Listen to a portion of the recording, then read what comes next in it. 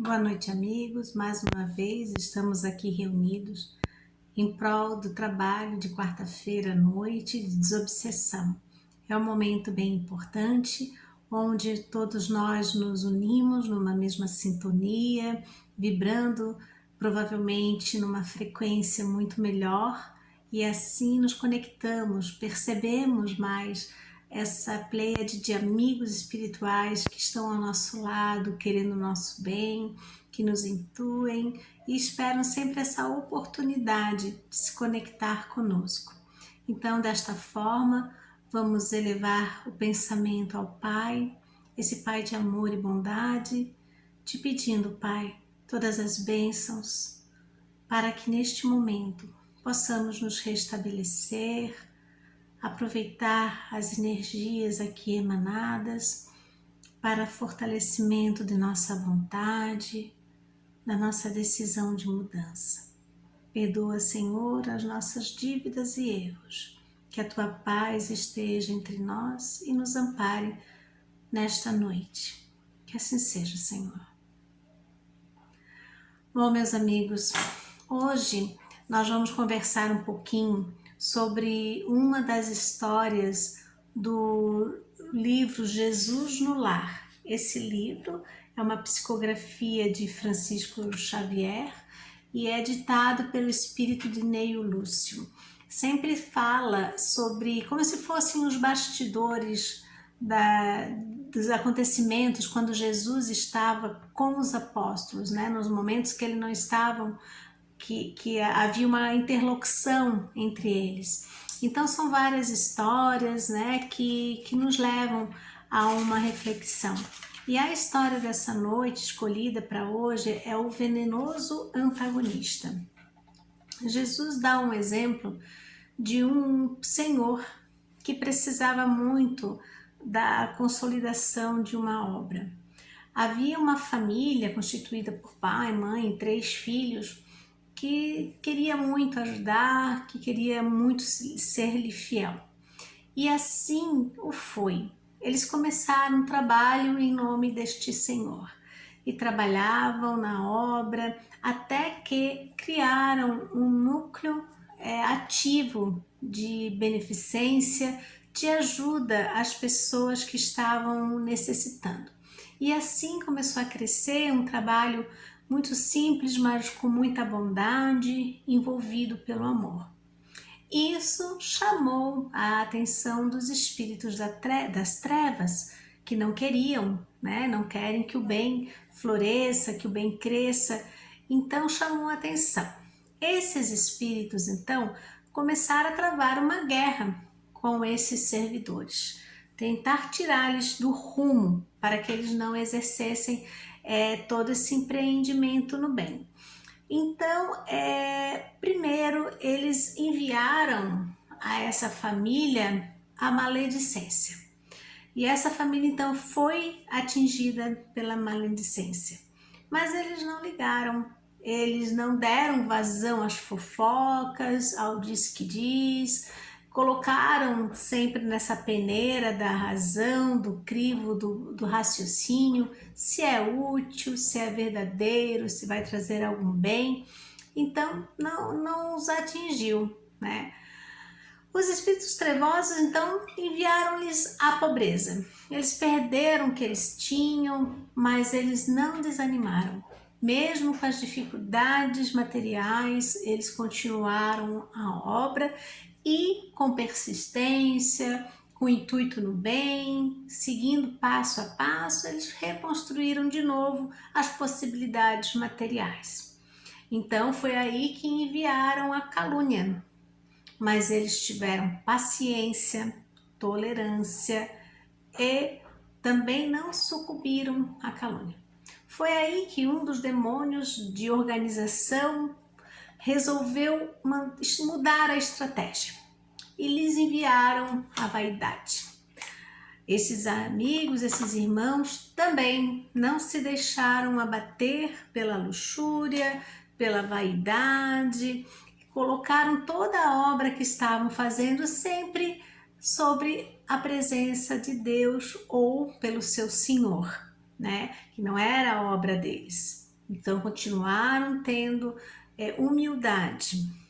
Foi aí que então resolveram lhes enviar a riqueza. E eles então progrediram, mas partilharam, nunca tiveram excessos, todas as moedas que chegavam a eles eram transformadas em trabalho no bem.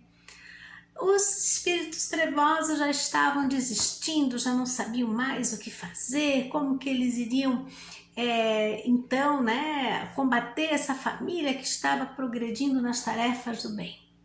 Chamaram um dos mais importantes, mais inteligentes espíritos daquele núcleo de guerra, de trevas, para consultar como que eles poderiam fazer, que eles já haviam tentado de um tudo e esses servidores continuavam na tarefa.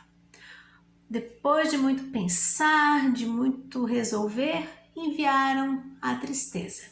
E eu vou aproveitar aqui para vocês, para ser mais fiel ao livro, eu vou ler o que aconteceu, né?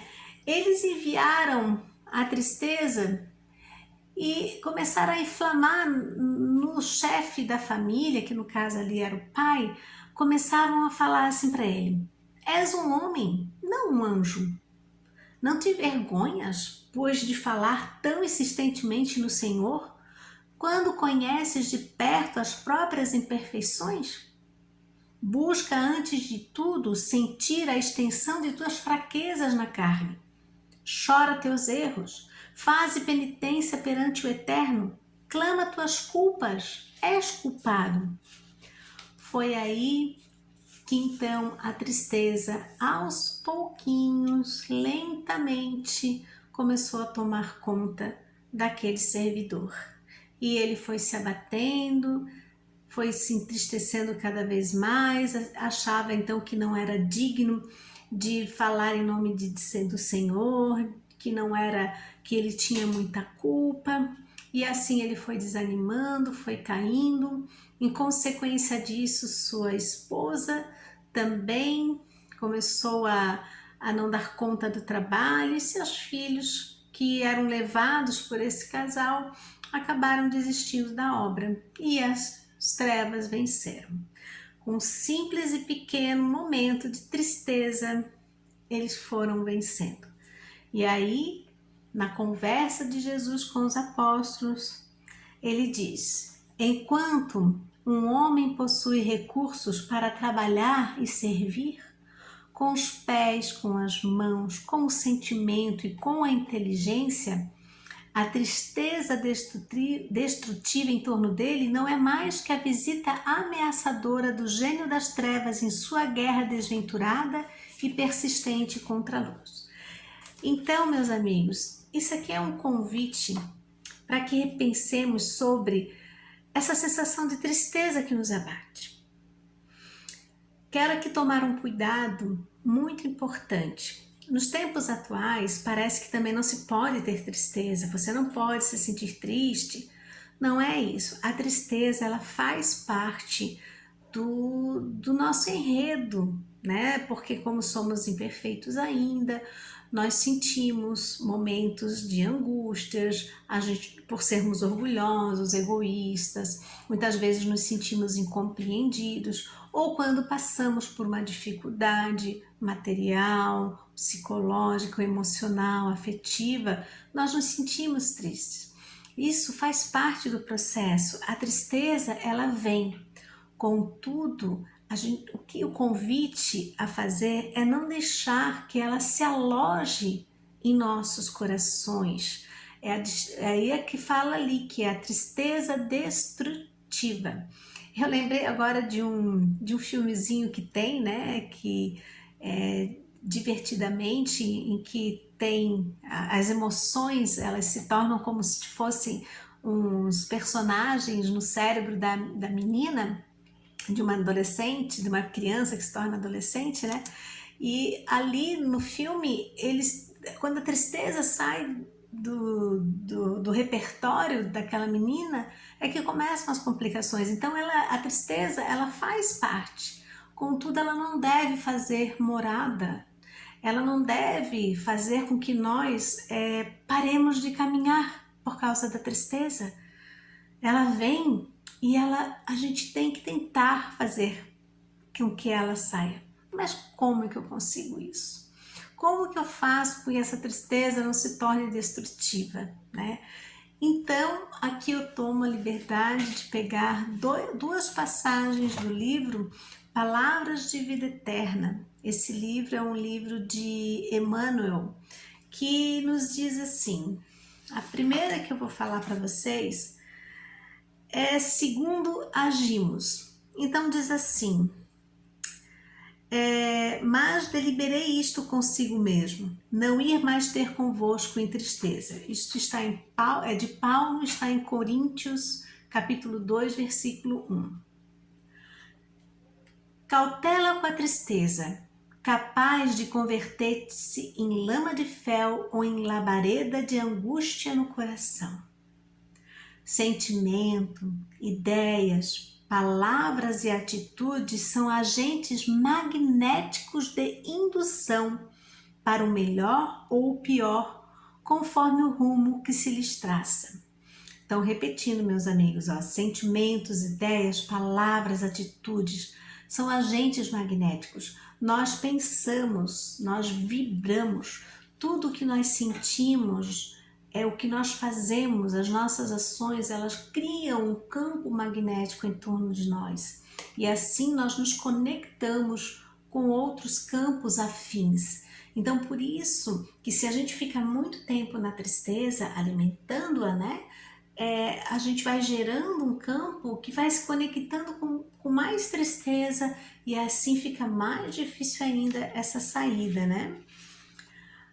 Queixa inútil enfraquece o otimismo, gerando desconfiança e perturbação. Azedume corta o impulso da generosidade, aniquilando boas obras no nascedouro. Irritação abate as forças da alma, trazendo a exaustão prematura.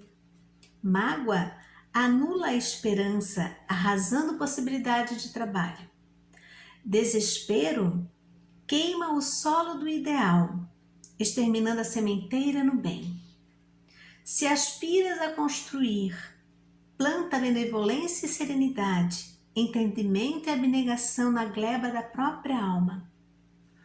Todos dependemos uns dos outros, na desincumbência dos compromissos que nos competem.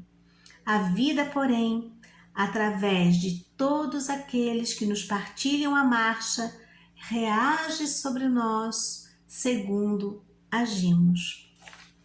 Então, meus amigos, cuidado com a tristeza. A gente vê aqui que fala de azedume, irritação, queixa inútil. São ações que nós nos acostumamos a ter que vão fazer com que essa tristeza fique mais em nós. Então é nesses pequenos combates desse dia a dia, quando a gente está falando só negativamente, quando a gente só olha pelo lado negativo das coisas, né? Então quando nós nos achamos incapazes, e não é bem assim, todos nós temos capacidade, Deus acredita em nós, Ele confia, mas também não, por isso não podemos também parar, ficar de braços cruzados, esperando que algo aconteça, que tire a tristeza, que algo aconteça, que me faça mudar. Não, existe a vontade, essa decisão de mudança e existe então a ação. Então o convite, meus amigos, é que refletimos sobre a tristeza que nos ronda. Vamos tentar não dar moradas a ela. Vamos ver nas pequenas coisas que existem a obra de Deus. E trago uma das mensagens que nos fala pai e amigo, que é quando fala que o filho pródigo, quando ele vem no caminho e o pai o avista, corre em sua direção e o abraça sem preocupar-se com as desculpas ou se esse filho estava errado ou não. Então diz assim, é possível que essa ou aquela falta te sombreie o coração, impelindo-te ao desânimo, à tristeza. Anseias respirar a fé pura, entregar-te aos mistérios do bem, contudo, trazes remorso e tristeza. Dissipaste as forças da vida, extraviastes votos santificantes, errastes, caíste na negação, qual viajor que perdesse a luz. Entretanto, recorda a providência divina e reergue-te. O amor de Deus nunca falta. Para toda ferida haverá remédio adequado. Para todo desequilíbrio aparecerá o reajuste. Fixaste-te no ensinamento do Cristo, enunciando o retorno do filho pródigo. O reencontro não se deu em casa com remoques e humilhações para o moço em desvalimento. Assinalando no caminho de volta, e quando ainda estava longe, o pai, ao vê-lo, moveu-se de íntima compaixão e, correndo, lançou-se-lhe ao pescoço e o beijou. O pai não esperou que o filho se penitenciasse, não exigiu desculpas, não solicitou justificativa e nem impôs condições de qualquer natureza para estender-se os braços. Apenas aguardou o filho que se levantasse e lhe desejasse o calor do coração.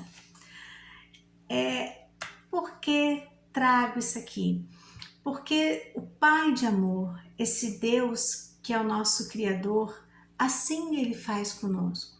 Ele nos ama, Ele confia em nós, Ele sabe de nossos erros e está de braços abertos quando nós procuramos segui-los, quando nós estamos em seu caminho.